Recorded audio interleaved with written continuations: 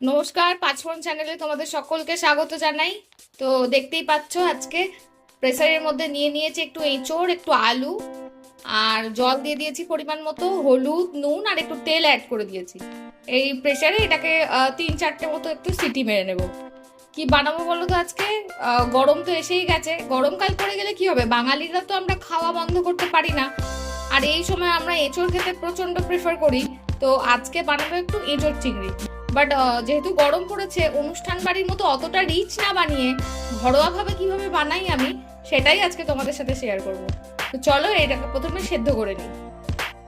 তো আপনারা দেখতেই পাচ্ছেন এঁচোড় আলুটা আমার সেদ্ধ করা নেওয়া হয়ে গেছে, জল ঝরতে দিয়ে দিয়েছি। তো চলুন এবার বাকি রান্নাটা আপনাদের করে দেখাই। তো এঁচোড় চিংড়ি বানানোর জন্য আমি এখানে কড়া বসিয়ে দিয়েছি। কড়ায় প্রথমে দিব বেশ খানিকটা সর্ষের তেল। আমি এই রান্নাটা সর্ষের তেলেই করব, আপনারা চাইলে সাদা তেলেও করতে পারেন, তবে এই সমস্ত রান্নার স্বাদ সর্ষের তেলেই ভালো আসে। যেহেতু আমি বলেছি আমি ঘরোয়া ভাবে বানাবো, খুব একটা তেল আমি দেব না, মোটামুটি একটা তেল দিয়েই রান্নাটা আপনাদের করে দেখাবো। যেহেতু এখন গরমও পড়েছে, যারা বাইরে কাজ করেন সবাইকেই মোটামুটি বাইরে বেরোতে হয়, তো শরীরটাকেও ঠিক রাখতে হবে। তো মোটামুটি অল্প তেলেই আমি রান্নাটা করে দেখাবো। তো এই তেলটা প্রথমে গরম হোক। তো আমি তেলটা গরম হলে প্রথমে চিংড়ি মাছটাকে ভাজা করে নেব। তো আমি এর জন্য এখানে এই যে এইরকম সাইজের, একটু বড়ই, এইরকম সাইজের 250 গ্রাম মতো চিংড়ি মাছ নিয়ে নিয়েছি। আপনারা চাইলে এর থেকে একটু ছোট সাইজেরও চিংড়ি মাছ নিতে পারেন, বাট আজকে ছিল না ছোট সাইজ, আমি পাইনি, তাই এইটা নিয়েছি। এর থেকে ছোট সাইজ চিংড়ি দিয়েও এঁচোড় চিংড়ি খুবই ভালো হয়। তো চলুন তেলটা প্রথমে গরম হোক, তারপর আমি চিংড়িটাকে ভেজে নেব।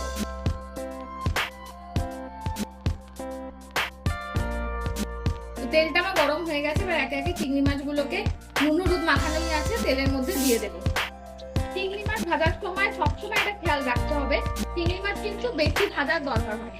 বেশি ভাজলে চিংড়ি মাছ শক্ত হয়ে যায়, তখন আর খেতে ভালো লাগে না।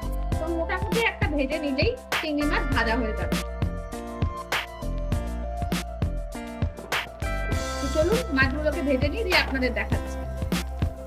তো দেখতেই পাচ্ছেন মাছগুলো ভেজে নেওয়া হয়ে গেছে, এবার একে একে মাছগুলোকে কড়া থেকে তুলে নেব। এর থেকে বেশি চিংড়ি মাছ ভাজার দরকার নেই, একটু তেলটা ঝরিয়ে মাছগুলোকে কড়া থেকে তুলে নেব।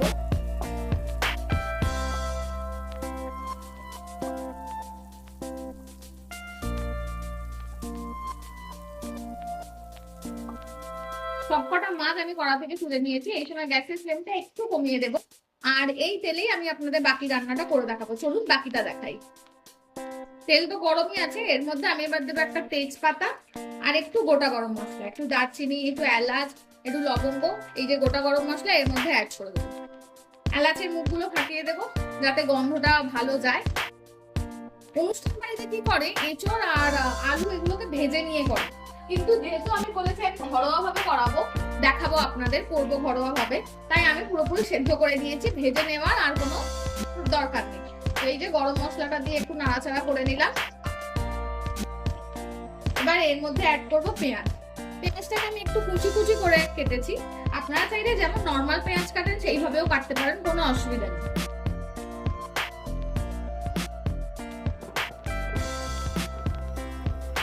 বেশ খানিকটা পেঁয়াজ অ্যাড করলাম, এবার পেঁয়াজটাকে নাড়াচাড়া করে ভালো করে ভেজে নেব। তো চলুন পেঁয়াজটা ভেজে নিই, তারপর আপনাদের দেখাচ্ছি। পেঁয়াজটা মোটামুটি আমার ভাজা হয়ে গেছে, এবার এর মধ্যে অ্যাড করবো একটু রসুন। এই যে এতটা পরিমাণ রসুন অ্যাড করবো। রসুন যতটা অ্যাড করবো তার থেকে কম একটু আদা অ্যাড করবো, রসুনের থেকে আদার পরিমাণটা কম হবে।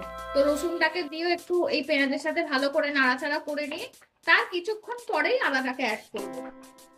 তো চলুন পেঁয়াজটাকেও রসুন সাথে একসাথে ভালো করে ভেজে নিই, যাতে কোনোটারই কাঁচা গন্ধটা না থাকে।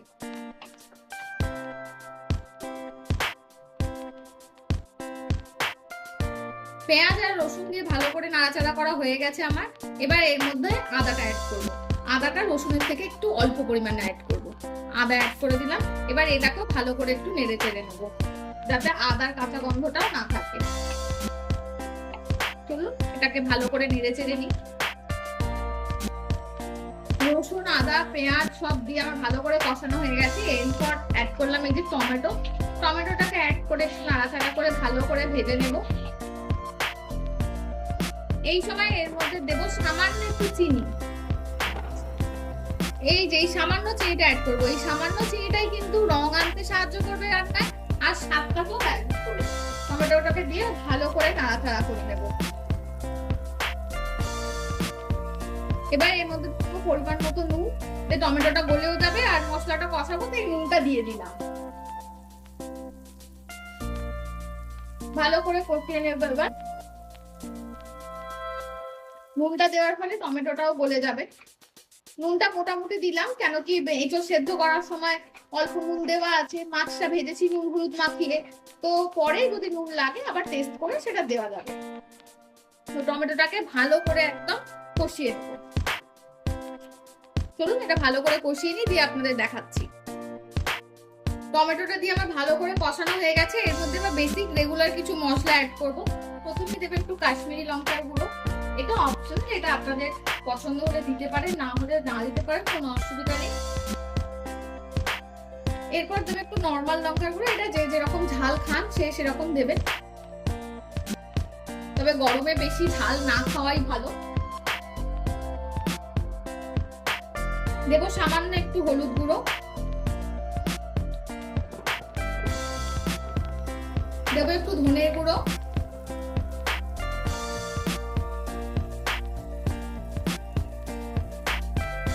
আর দেব একটু জিরের গুঁড়ো।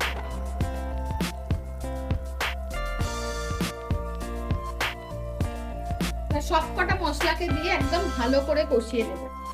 এই সময় গ্যাসের ফ্লেমটা একটু লোতে রাখবেন, না হলে মশলাগুলো দেওয়ার সাথে সাথেই পুড়ে যাওয়ার চান্স থাকবে। ভালো করে একটু মিডিয়াম ফ্লেমে মশলাটাকে কষিয়ে নেবেন, যাতে মশলা থেকে কোনো কাঁচা গন্ধ না বেরোয়।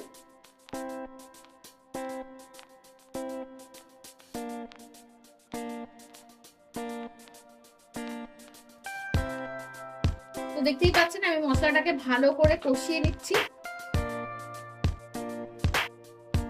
মশলা থেকে তেল ছাড়া অবধি একটুখানি ওয়েট করব। মশলা থেকে তেল ছাড়লেই বুঝে যাবেন যে মশলা কষানো হয়ে গেছে। খুব বেশি তেল মশলা থেকে ছাড়বে না, যেহেতু আমি এই রান্নায় খুব বেশি তেল অ্যাড করিনি। তবু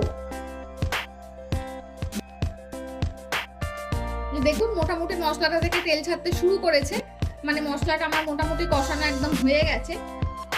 তো আপনারা দেখতেই পাচ্ছেন গ্রেভিটা আমার একদম ভালো করে ফুটে গেছে। এই সময় এর মধ্যে আমি ভেজে রাখা চিংড়ি মাছগুলোকে অ্যাড করে দেব। চিংড়ি মাছগুলো দিয়ে ভালো করে এর মধ্যে একটু নেড়ে মিশিয়ে দেব, এবং চিংড়ি মাছগুলো দিয়ে অল্প 2 থেকে 3 মিনিট একটু ফুটতে দেবো। যেহেতু এটা আমার লাঞ্চের তরকারি, তাই আমি একটু ঝোল রাখবো। যাদের এটা ডিনারের তরকারি হবে বা যারা খুব একটা ঝোল পছন্দ করেন না, তারা এটা একদম গামাখাও করতে পারেন, কোনো অসুবিধা নেই, তাতেও স্বাদ খুব ভালো হবে। তো চিংড়ি মাছটাকে অ্যাড করে দিলাম, চিংড়ি মাছটাকে অ্যাড করে দিয়ে 2 থেকে 3 মিনিট এটাকে ফুটতে দেব। আর এই সময় উপর থেকে একটু গরম মশলা গুঁড়ো ছড়িয়ে দেবো এর মধ্যে। যারা যেহেতু এতে ফোড়নে গোটা গরম মশলা দেওয়া হয়েছিল, তো সেক্ষেত্রে যারা গরম মশলা খুব একটা বেশি পছন্দ করেন না, তারা এই লাস্টে নামাবার সময় এই গুঁড়ো গরম মশলাটাকে অ্যাভয়েড করতে পারেন, কোনো অসুবিধা নেই। তো এই গরম মশলা গুঁড়োটাকেও এবার এটার সাথে ভালো করে মিশিয়ে দেবো। কেন কি ফোড়নে দিয়ে যেহেতু নাড়াচাড়া করা হয়েছিল তখন মিনিট 2 মতো, তো গরম মশলা একটা ভালো গন্ধ এমনিই এতে হয়ে গেছে। তো লাস্টে নামাবার সময় এই গুঁড়োটা যারা অ্যাভয়েড করতে চান অ্যাভয়েড করতে পারেন, কোনো অসুবিধা নেই। এবার এটাকে 2 মিনিট 2 মতো ফুটিয়ে নেবো। ফুটিয়ে নিলেই একদম এঁচোড় চিংড়ি রেডি। চলুন মিনিট 2 ফুটিয়ে নিই, তারপর আপনাদের দেখাচ্ছি। তো আমার এঁচোড় চিংড়ি একদম রেডি। নামাবার আগে এই যে খুব সামান্য এই যে একটুখানি একটু ঘি এর মধ্যে অ্যাড করে দেবো। এটা আপনারা যারা গরমের জন্য অ্যাভয়েড করতে চাইছেন বা যাদের বাড়িতে বয়স্ক মানুষ আছে, খুব একটা রিচ বানাতে চাইছেন না, সেক্ষেত্রে তারা ঘিটা অ্যাভয়েড করতে পারেন, কোনো অসুবিধা নেই। এই যে ঘিটাকে ভালো করে এবার একটু মিশিয়ে দিলাম, ব্যাস আমার এঁচোড় চিংড়ি একদম রেডি। গ্যাস অফ করে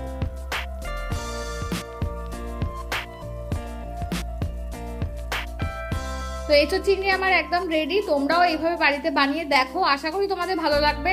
কমেন্টস করে অবশ্যই জানিও কেমন লাগলো।